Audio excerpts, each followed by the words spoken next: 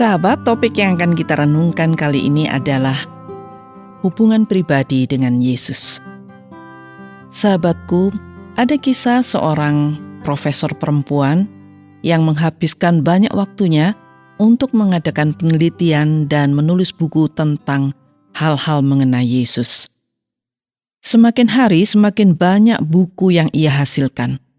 Dan profesor itu merasa bahwa hidupnya semakin bergengsi, banyak dikagumi dan merasa bahwa level hidupnya ada pada tingkat yang tinggi. Pada saat usianya 60 tahun, ia berjalan-jalan di pertokoan di kotanya. Lalu seorang pembaca bukunya mendatanginya dan mengatakan begini, "Saya yakin hubungan profesor dengan Yesus sangatlah dekat. Bukan begitu, Ibu Profesor?" Profesor itu agak kaget dengan pertanyaan itu. Dan karena dia tidak bisa menjawab, ia hanya tersenyum dan mohon izin untuk pergi. Nah, setelah sampai di rumah, sang profesor teringat kembali pertanyaan pembaca bukunya yang tadi itu. Perkataan pembaca itu telah mengganggunya dan menyadarkan dirinya bahwa sebenarnya ia tidak memiliki hubungan apa-apa dengan Yesus. Ia tidak pernah berdoa kepada Yesus dan tidak pernah melakukan apa yang diinginkan Yesus. Ia juga sadar bahwa ia tidak memiliki hubungan yang akrab dan dekat dengan siapapun. Ia sadar walaupun ia banyak mengadakan penelitian tentang Yesus dan menuliskan kata-kata tentang Yesus. Juga ada banyak orang diberkati oleh tulisannya dari bukunya itu. Dan banyak orang juga memiliki hubungan pribadi yang akrab dengan Yesus. Tetapi ia sendiri malah tidak memiliki hubungan apa-apa dengan Yesus. Lalu ia merasa bahwa hidupnya ternyata hampa. Ia sadar bahwa sudah sekian tahun lamanya ia habiskan waktunya dalam karyanya yang baik tanpa ada dampak spiritual atau tanpa ada dampak tumbuhnya kerohanian dalam hidupnya. Padahal dalam hidup ini, kebutuhan jasmani dan rohani juga harus dipenuhi. Profesor itu juga merasa bahwa level dan gengsinya yang tinggi itu tidak memberikan kekenyangan rohani sedikitpun. Ia merenung terus dan akhirnya dia memutuskan untuk berkonsultasi dengan seorang rohaniawan. Ia dinasihati untuk pergi ke penampungan anak-anak miskin yang membutuhkan bantuan belajar dan pengasuhan. Sahabat, sang profesor pada pertama kalinya merasa tidak pantas dirinya ada di penampungan anak-anak itu. Karena ia merasa levelnya dan gengsinya akan turun. Dia tidak bisa berhubungan dengan anak-anak yang kotor dan bau dan lambat belajar. Tetapi setelah ia mencoba merendahkan dirinya dan melayani anak-anak itu, ia merasa bahagia. Ia lalu teringat akan firman Tuhan yang dikatakan oleh Tuhan Yesus sendiri. Tuhan Yesus mengatakan, "Kasihilah sesamamu manusia seperti dirimu sendiri." Selama 60 tahun hidup dan menuliskan buku-buku tentang Yesus yang penuh kasih itu, baru pertama kalinya ia melakukan pelayanan kasih. Dan dia mulai berdoa mengucap syukur kepada Yesus atas kesempatan untuk melakukan kehendak Yesus. Dan setiap hari sang profesor berdoa bersama anak-anak.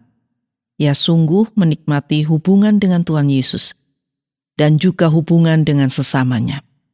Ia bahkan tidak lagi membutuhkan gengsi yang tinggi. Kini ia hanya senang menjalin hubungan dengan Yesus dan melakukan kehendak-Nya. Sahabat, apakah Anda juga mengalami hal seperti profesor tadi? Apakah sudah sekian lama Anda menjadi Kristen dan ke gereja setiap minggu, tetapi kini Anda sadar bahwa Anda tidak memiliki hubungan apa-apa dengan Yesus? Apakah selain berdoa bersama-sama di gereja, Anda juga tidak pernah berdoa secara pribadi kepada Tuhan Yesus? Bahkan mungkin Anda juga tidak melakukan apa yang diperintahkan Yesus. karena Anda merasa itu semua tidak penting bagi Anda. Sahabatku, firman Tuhan dalam Injil Yohanes pasal 15 ayat 1-8 mengatakan, "Akulah pokok anggur yang benar, dan Bapakulah pengusahanya. Setiap ranting padaku yang tidak berbuah, dipotongnya, dan setiap ranting yang berbuah, dibersihkannya, supaya ia lebih banyak berbuah. Kamu memang sudah bersih karena firman yang telah kukatakan kepadamu. Tinggallah di dalam aku, dan aku di dalam kamu. Sama seperti ranting tidak dapat berbuah dari dirinya sendiri, kalau ia tidak tinggal pada pokok anggur. Demikian juga kamu tidak berbuah, jikalau kamu tidak tinggal di dalam aku. Akulah pokok anggur, dan kamulah ranting-rantingnya.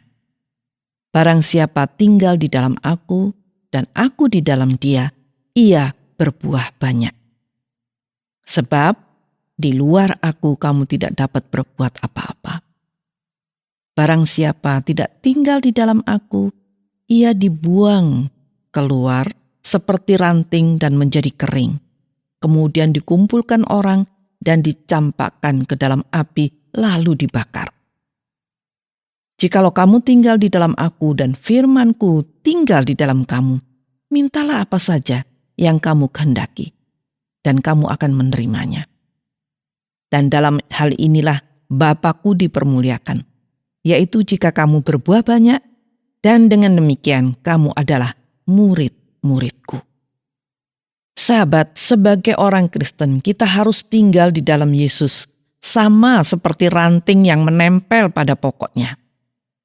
Tinggal di dalam Kristus atau tinggal di dalam Yesus berarti memiliki hubungan yang sangat erat dengan Yesus. Bila kita memiliki hubungan yang sangat erat dengan Yesus, maka hidup kita akan berbuah.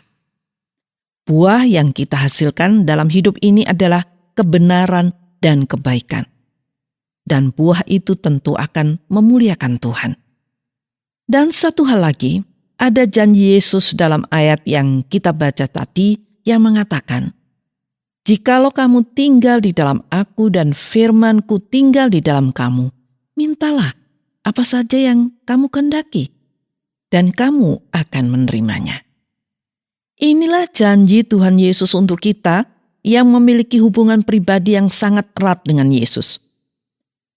Jadi bila Anda merasa tidak memiliki hubungan apa-apa dengan Yesus, maka kini saatnya Anda datang kepadanya dalam doa, berkomunikasi dengan Dia.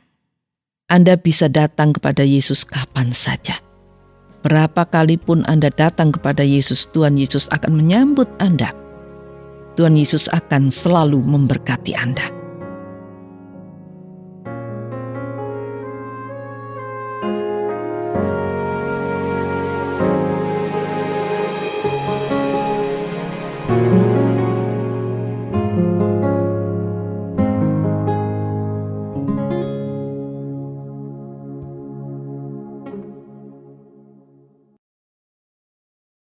Terima kasih Anda sudah mengikuti program kami. Jika Anda diberkati, jangan lupa like, komen, dan share supaya Anda tidak ketinggalan setiap program terbaru kami.